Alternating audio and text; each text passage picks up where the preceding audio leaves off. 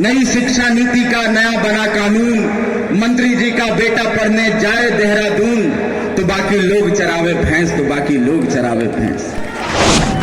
सबसे प्यारा 3 तारा गरीब मजदूरों का नारा, 3 तारा छात्रों का नारा, 3 तारा महिलाओं का नारा, 3 तारा कर्मचारियों दुकानदारों का नारा, 3 तारा। जो सरकारी कंपनियां थी उसको बेचने लगे, रेल को, भेल को, गेल को, आपने सब सुना है।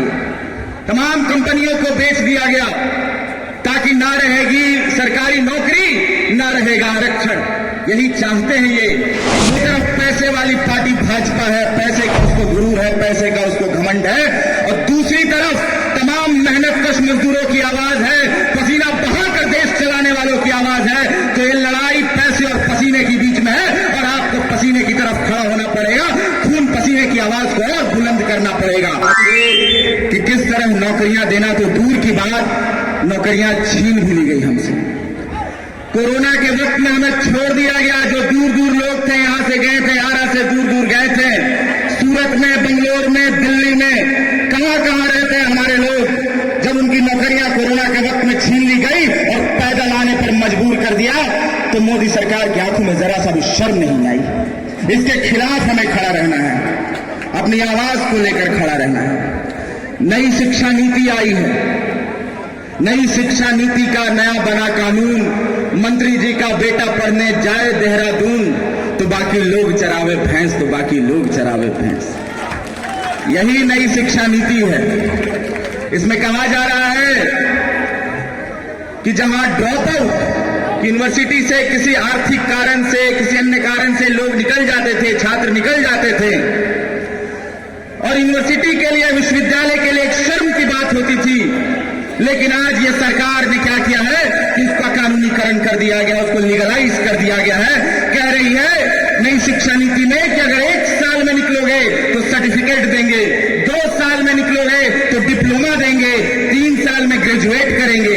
तो बताइए कि अगर 1 साल में जो लड़का अपनी आर्थिक स्थिति की वजह से निकल गया और जो 3 साल तक पढ़ लिया, और दोनों अगर नौकरी की लाइन में खड़ा रहेंगे, तो आपको बताइए कि किसको नौकरी मिलेगी। हालांकि नौकरियां तो किसी के पास भी नहीं है, लेकिन उसके बावजूद जिस तरह से छात्रों के साथ धोखाधड़ी किया गया, लगातार यूनिवर्सिटीज के फीस बढ़ाए गए, विश्वविद्यालय के फीस बढ़ाए गए।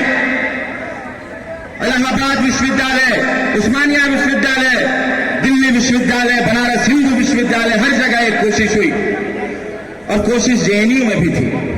लेकिन आप जानते हैं कि जेएनयू के जो अधिकतर छात्र हैं यही आरा से आते हैं, यही आरा के गांव से आते हैं, यही तेलंगाना के किसी गांव से आते हैं, यही उड़ीसा के किसी शहर, किसी गांव से आते हैं, नॉर्थ ईस्ट के किसी गांव से आते हैं, और सबने मिलकर खड़े होकर उस फीस हाइक को चुनौती दी और बोला कि 1 रुपया भी हम नहीं भरने देंगे, और जेएनयू ने 1 रुपया भी नहीं भरने दिया अपने विश्वविद्यालय का फीस को।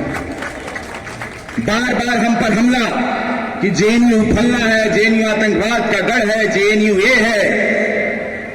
जब गरीब बच्चा सवाल पूछता है सरकार से कि तुमने मेरे भाइयों को नौकरी क्यों नहीं दी, जब गरीब बच्चा सवाल पूछता है कि तुमने शिक्षा नीति ऐसी क्यों लाई कि जिसमें स्कूल बंद करने की बात कर रहे हो, गरीब बच्चा जब यह पूछता है कि तुमने शिक्षा नीति ऐसी क्यों लाई कि जहां गरीब छात्र पढ़ ही ना सके, तो यही बात मोदी सरकार को चुभती है, और यही चुभाने के लिए जेएनयू खड़ा रहता है, और यही चुभाने के लिए ये बोलता रहता है।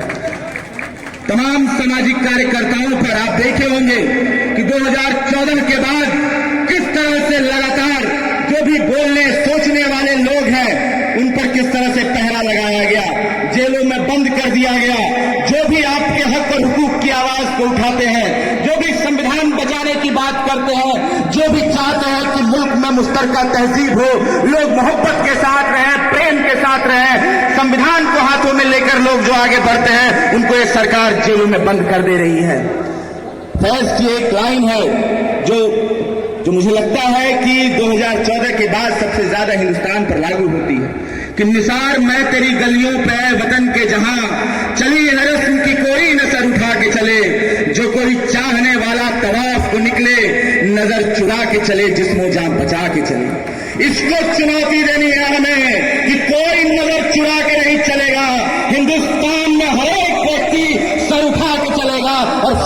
साथ चलेगा। इस बार बार ये कह रहे हैं कि 400 से ज्यादा सीट ले आएंगे। 400 से ज्यादा। नरेंद्र मोदी जी को शायद ये पता नहीं है कि इस देश में वोट जनता देती है। जनता तय करेगी कि किसको कितना वोट देना है। 10 साल में आपने जो छलावा किया उसका हम मन महसूस करके नहीं रह जाएंगे। उसका बदला लेने का समय आया है। ये बदला लेने का वक्त है और हम बदला लेंगे इस बार। तमाम लोग जो बार बार बोल रहे हैं कि आरक्षण खत्म कर देंगे और करने पे लग गए हैं। तमाम जो सरकारी कंपनियां थी उसको बेचने लगे, रेल को, भेल को, गेल को, आपने सब सुना है। तमाम कंपनियों को बेच दिया गया ताकि ना रहेगी सरकारी नौकरी, ना रहेगा आरक्षण। यही चाहते हैं ये कि मुल्क में आरक्षण खत्म हो जाए, जो हमारी आवाज है वो खत्म हो जाए, और यही कोशिश है इनकी। दूसरी तरफ आप देखेंगे कि लगातार एक व्यक्ति परसों से पहले लगातार एक व्यक्ति की तारीफ में उसी का सारा है, उसी के लिए सब कुछ है, वही सब कुछ है उनके लिए। उसका नाम अडानी और अंबानी, और उसी के लिए सब कुछ करते हैं। और इन्हीं को आया है 6,500 हजार का इलेक्टोरल बॉन्ड, और हम लोग को नहीं आया है। हम लोग तो कूपन लेके जनता से चंदा मांग के चुनाव लड़ने जा रहे हैं। तो एक तरफ पैसे वाली पार्टी भाजपा है, पैसे का उसको गुरूर है, पैसे का उसको घमंड है, और दूसरी तरफ तमाम मेहनतकश मजदूरों की आवाज है, पसीना बहाकर देश चलाने वालों की आवाज है। तो ये लड़ाई पैसे और पसीने के बीच में है, और आपको पसीने की तरफ खड़ा होना पड़ेगा। खून पसीने की आवाज को और बुलंद करना पड़ेगा। इस बार सबने ठान रखा है, तमाम दलित, आदिवासी, युवा, छात्र, मूल निवासी, यहाँ के महिलाएं और तमाम लोगों ने ठाना है कि सब ताज उछाले जाएंगे, सब तख्त गिराए जाएंगे, और यही भाजपा के सारे ताज और सारे तख्त गिराए जाएंगे इस बार। और यही आरा की धरती है जो हर समय इस बात का ऐलान किया है, हर समय ये कही है कि तुम्हारे हुकूमत से हम दबने वाले नहीं है, तुम्हारी हुकूमत से हम डरने वाले नहीं है। तो इस बार आरा की जनता को एक कदम और आगे बढ़कर भाकपा माले के प्रत्याशी जिनका निशान है 3 तारा, कॉमरेड सुदामा प्रसाद को जिताना है।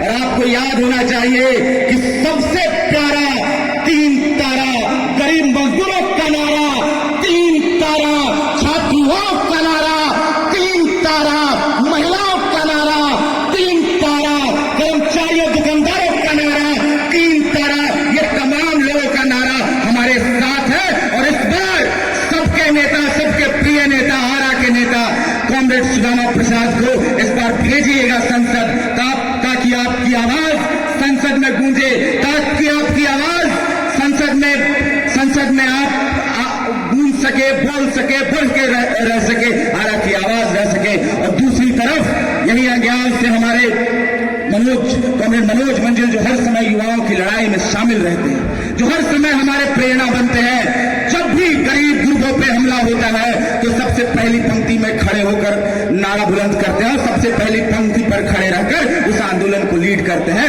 उनको इस सरकार ने लोकतंत्र को धक्का बताकर जेल में बंद कर दिया है। उसके खिलाफ भी आपको खड़ा रहना पड़ेगा कि जब तक मनोज मंजिल जेल से छूटेंगे नहीं, तब तक हम चैन की सांस नहीं लेंगे। और उसी सीट पर संघर्षशील युवक, संघर्षशील कॉमरेड शिव प्रकाश आ रहे हैं। कॉमरेड शिव प्रकाश, अंगियावा की जनता को बताइएगा यहां से जाइएगा तो कि शिव प्रकाश हमारे अपने हैं, लड़ने वाले हैं, हर समय दुख दर्द में शामिल होने वाले हैं। तो इस बार तमाम लोग, आप आरा के तमाम लोगों को साथ आना पड़ेगा और पूरी ताकत से अपनी आवाज को बरकरार रखना पड़ेगा, बोलते रहना पड़ेगा। और बूथ पर जाकर 1 तारीख को एक ही चीज याद रखिएगा कि हमारा नेता कॉमरेड सुदामा प्रसाद हैं, थे और रहेंगे। हम निशान है हमारा झंडे पे 3 तारा। शुक्रिया। इनकलाब जिंदाबाद।